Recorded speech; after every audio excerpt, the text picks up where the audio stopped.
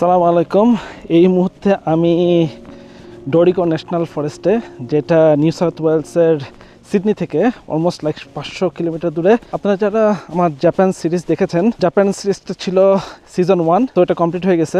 এখন আমরা শুরু করতেছি হচ্ছে সিজন 2। এখানে আসার মেইন উদ্দেশ্য হচ্ছে, অ্যাপারেন্টলি এই জায়গাটা হচ্ছে ওয়াটারফলের জন্য ফেমাস। তো এখানে বেশ কয়েকটা ওয়াটারফল আছে এই ন্যাশনাল পার্কে, তো ওয়াটারফলগুলো চেক করতে আসছে।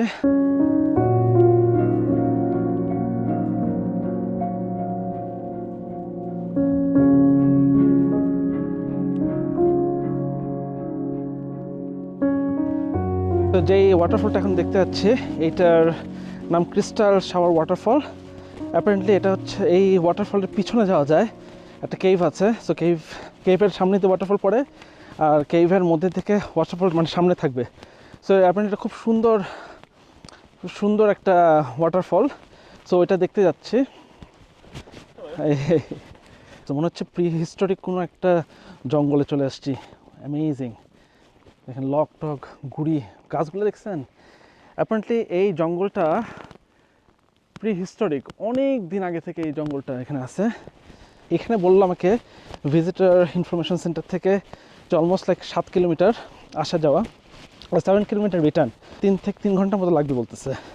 বাট আমি জানি ওরা একটু কনজারভেটিভ যখন ওরা টাইমটা মেজার করে। তো আমার মনে হয় আরও কম সময়ের মধ্যেই আমি ওটা রিটার্ন ব্যাক করতে পারবো। এত গভীর জঙ্গলের মধ্যে যাচ্ছি, কিন্তু সব কিছু খুব সুন্দর, ওয়েল মেনটেন্ড, মানে কোনো সমস্যাই হচ্ছে না।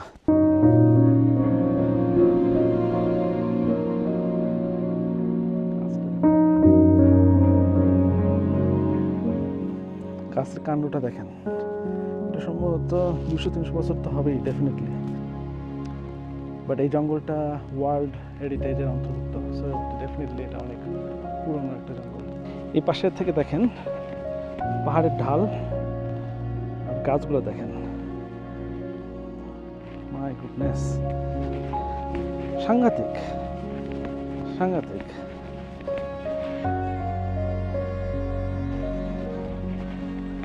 আই থিঙ্ক এখানে আসা worth it, it's really nice. আর যেটা বলতেছিলাম, এই ন্যাশনাল পার্কে অনেকগুলো ঝর্ণা আছে। সো আজকের প্ল্যান ছিল 2টা ঝর্ণা দেখার, আর দেখবো হচ্ছিল পুরো বনটা, পুরো ন্যাশনাল পার্কটা উপর থেকে দেখার একটা ইচ্ছা আছে। ওটা দেখবো পরে, কিন্তু আমি জানি না এটা কতক্ষণ লাগবে, এই ট্র্যাকটা নট কোয়াইট শিওর।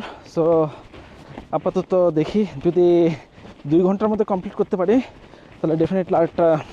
কারণ এখন হচ্ছে সূর্য ডুবে যায় প্রায় 4:30টার দিকে, 4:30-5টার দিকে। আমি কথা আগেও বলছি, আবার বলতেছি, মনে হচ্ছে আমি টুম রাইডারের কোনো গেম খেলতেছি, টুম রাইডারের কোনো গেমের ভিতরে প্রি হিস্টোরিক কোনো একটা রেইন ফরেস্টের মধ্যে দিয়ে কোনটা রুইনে যাচ্ছে। Really interesting.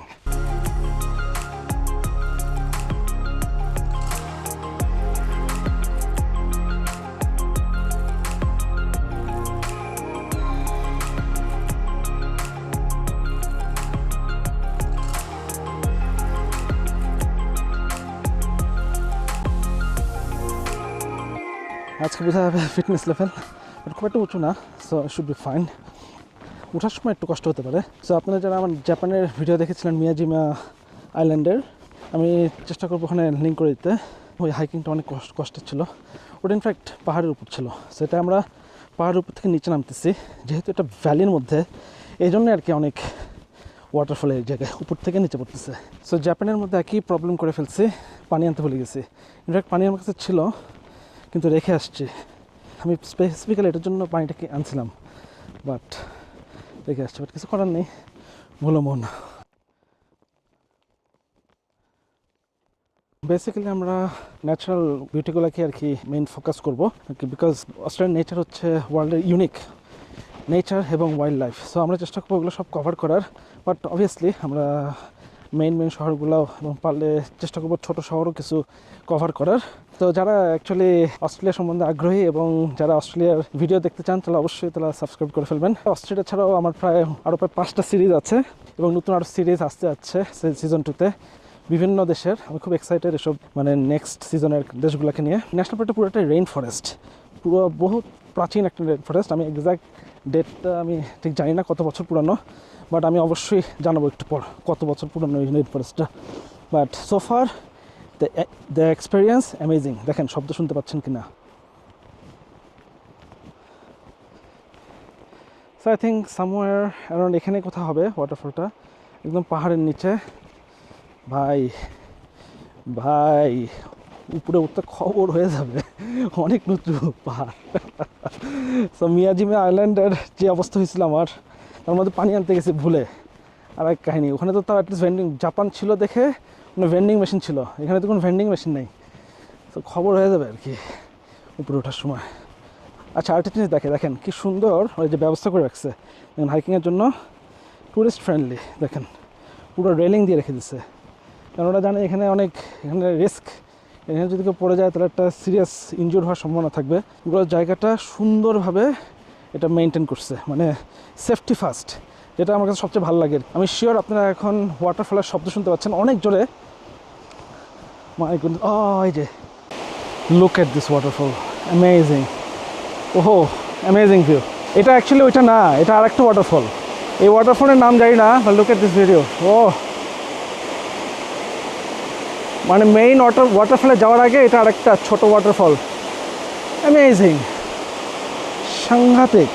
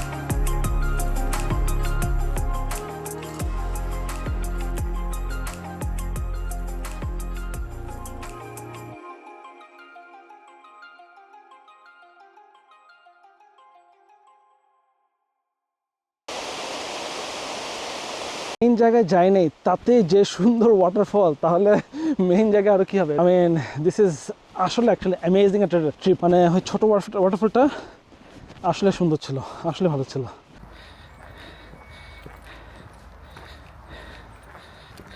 অবস্থা খারাপ, আপনার শেষ হয় না, অলমোস্ট প্রায় 1 ঘন্টার উপর হাঁটতেছি। সো এখনও রাস্তা শেষ হয়নি। সো আস্তে আস্তে ট্রেনটা আরও উঁচু হচ্ছে। সো ইয়া, বাট সামনে দেখেন, সামনের সিনগুলা ভাই অসাধারণ।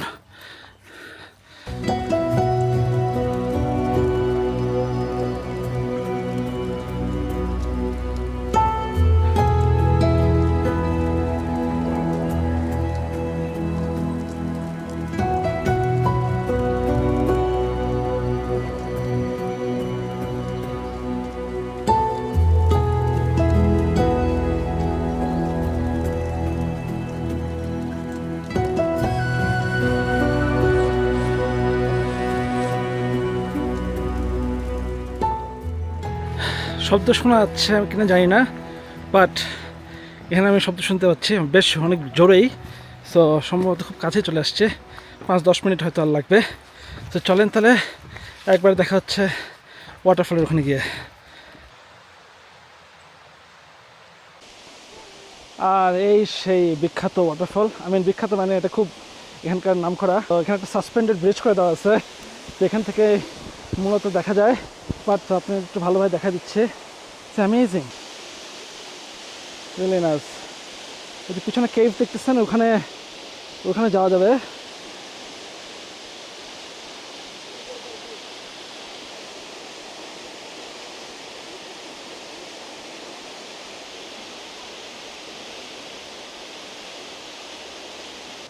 সবচেয়ে ভালো লাগতেছে এই সাসপেন্ডেড ব্রিজটা মনে হচ্ছে টুম রাইডার, বলতেছিলাম যে একটু আগে, আসলে সুন্দর। এখন আমি ঠিক ওয়াটারফলটার পিছনে যাব, প্রায় 1 ঘন্টার মতো লাগলো, 1 ঘন্টার একটু বেশি লাগলো, বাট আমার মনে হয় এটা ওয়ার্থ ইট, রিয়েলি নাইস।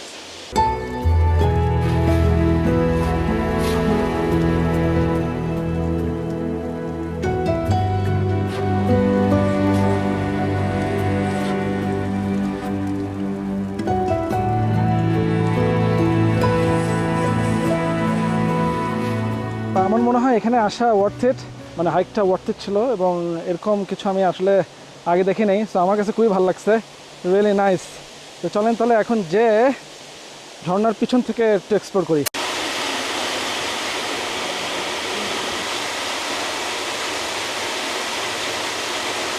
আর আমি এখন একদম ওয়াটারফলের পিছনে, আমার সামনে ওয়াটারফল। এখানে দেখেন কি সুন্দর করে রাখছে, হাঁটার ব্যবস্থা সব করে রাখছে, রিয়েলি নাইস। দেখাচ্ছি আপনাদের, কারণ কি জোরে পানি পড়তেছে। আমি হচ্ছে ওয়াটারফলের পিছনে, ইটস রিয়েলি নাইস। আমি এই ইয়েটা আসলে অনুভূতিটা বলে বোঝানো যাবে না যে আসলে কত সুন্দর, আসলেই সুন্দর। তো ওই সামনে যে ব্রিজটা দেখা যাচ্ছে, ওই ব্রিজ থেকেও দেখা যায়, আর আপনি এখানে পিছনে আসতে পারবেন, এসে এখান থেকেও দেখতে পাবেন। জায়গাটা হচ্ছে এরকম, পুরোটা একটা কেভের মতো, আর কেভের সামনে হলো আপনার ওয়াটারফল। আই থিঙ্ক এটা অস্ট্রেলিয়ার একমাত্র ওয়াটারফল যেটার পিছনে আসা যায়। এটার অনুভূতিটা আসলে বলে বোঝানো যাবে না, আসলে অনেক সুন্দর লাগছে, খুবই সুন্দর। সুবহানাল্লাহ, শুধু এটাই বলতে পারি, সুবহানাল্লাহ, ভেরি নাইস, খুবই ভালো লাগতেছে। ওয়াটারফল নাম্বার 1 কমপ্লিট হলো, একটা দেখলাম। সো আরেকটা ওয়াটারফল দেখতে যাবো এখন প্রায় বাজে 2টার কাছাকাছি, 2:12 বাজে। তো দেখি 1 ঘন্টার মধ্যে উপরে উঠতে পারি কিনা। আমার মনে হয় 1.5 ঘন্টার মতো লাগবে।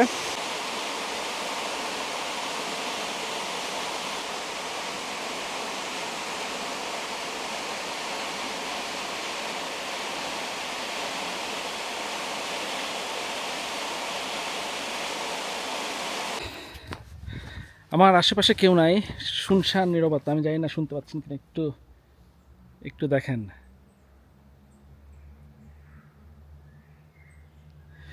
খুবই মানে একটু পাখির আওয়াজ শোনা যাচ্ছে।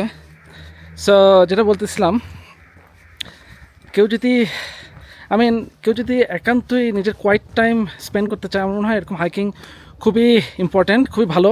মানে আমার কাছে খুবই ভালো লাগছে। ইনফ্যাক্ট এই যে জঙ্গলের মধ্যে দিয়ে, মানে সম্পূর্ণ একা, কেউ নেই আশেপাশে, খুবই মাঝে মাঝে অল্প কিছু হাইকার দেখা যাচ্ছে। সো খুবই ভালো লাগতেছে। মানে আমার মনে হয় এটা মাইন্ড ফ্রেশ হওয়ার জন্য খুবই একটা চমৎকার একটা মানে মাধ্যম। আর একটা অবজারভেশন যেটা আমার মনে হলো, যেটা জাপানে আমি এটা দেখি নাই, ওখানে যে মিয়াজিমেতে যখন আমি হাইক করতেছিলাম, ওখানকার মানুষটা কখনো হাই হ্যালো দেয় নাই কিংবা নট করে নাই, কিন্তু এখানে এখানে সবাই ভাবে যে এরা অস্ট্রেলিয়ানরা অনেক দাম্ভিক টাইপের, বাট অ্যাকচুয়ালি কিন্তু না। এখানে যতজন আমি হাইকার দেখলাম, সবাই হাসতেছে, নট করতেছে, হাই হ্যালো বলতেছে। সো এটার একটা ইয়েটা খুব সুন্দর, কালচারটা খুব সুন্দর, খুবই ভালো লাগছে। জাপানে আমি এই জিনিসটা দেখি নাই। জাপানে মনে হচ্ছে সবাই নিচে তাকায় কিংবা নিজের মতো করে হেঁটে চলে যাচ্ছে। বাট জাপানিজ সোসাইটিটা অবভিয়াসলি ডিফারেন্ট অস্ট্রেলিয়ান থেকে, যা এটা অবভিয়াসলি কমপ্লিটলি ডিফারেন্ট, কিন্তু তবু এই জিনিসটা আমার কাছে খুব ভালো লাগছে। সো হাঁটতে হাঁটতেও আপনাদের বিভিন্ন লোকের সাথে দেখা হবে, হাই হ্যালো করতে পারবেন, এবং আপনি কনভারসেশনও করতে পারবেন, কোনো সমস্যা নেই। এটা কিছুই মনে করবে না, কারণ এটা সবাই ফেলো ট্রাভেলার্স, এবং সবাই এই জিনিসটাকে অ্যাপ্রিসিয়েট করে। যে প্রায় 3:30টার মতো, তো অলমোস্ট 1 ঘন্টা লাগলো উপরে আসতে। তো এখন আমি চলে আসছি, এটা হচ্ছে স্কাই ওয়াক বলতেছে, এখানে একটা ভিজিটার সেন্টার আছে, এই যে আমার পিছনেই, এই যে এই বিল্ডিংটা হচ্ছে ভিজিটার সেন্টার। সো এখান থেকে ওয়াকটা শুরু হয়। সো ওয়াকটা শুরু হয় হচ্ছে ওই দিক থেকে, আর ভিজিটার সেন্টার থেকে বের হলেই এরকম একটা ওয়াকওয়ে আছে। সো এরকম ওয়াকওয়ে দিয়ে গেলেই আপনি পুরো ভিউ দেখতে পারবেন পুরো এলাকাটার।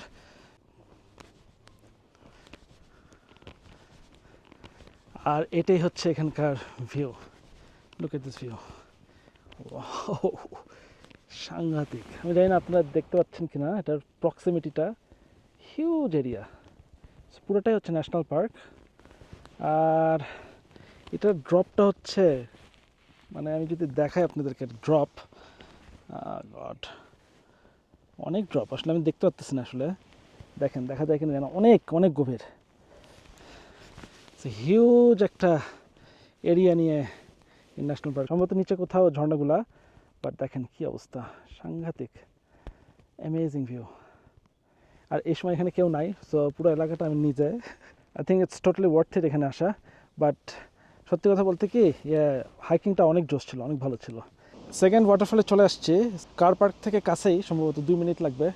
বেশি দূর হওয়ার কথা না, এখান থেকে আমি শব্দ শুনতে পাচ্ছি। সো 2 মিনিটের মতো লাগবে হয়তো, না অ্যাকচুয়ালি ট্র্যাক দেখাচ্ছে 20 মিনিট হাঁটা। তো দেখি কতখানি দেখা যায়। উপর থেকে দেখা যাচ্ছে, আর কি বলবো, অসাধারণ। এটা না দেখলে বিশ্বাস করা যাবে না। চলুন আপনাদেরকে একটু দেখাই।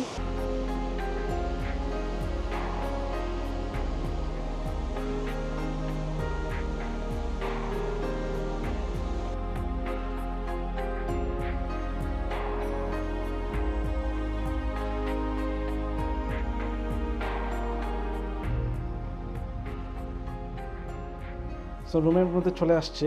তো আপনাদের একটু দেখা দিচ্ছে এখানকার হোটেলের প্রাইস কীরকম এবং কী ধরনের ফ্যাসিলিটিস পাওয়া যায়। এটা খুবই বাজেট একটা হোটেল। সাধারণত এই ধরনের হোটেলগুলা মানডে টু থার্সডে 80 থেকে মানে 85-90 এরকম থেকে 100-র মধ্যে পাওয়া যায়। আর উইকেন্ডে ফ্রাইডে স্যাটারডে সানডেতে প্রাইসটা বেড়ে যায় 150-এর উপরে।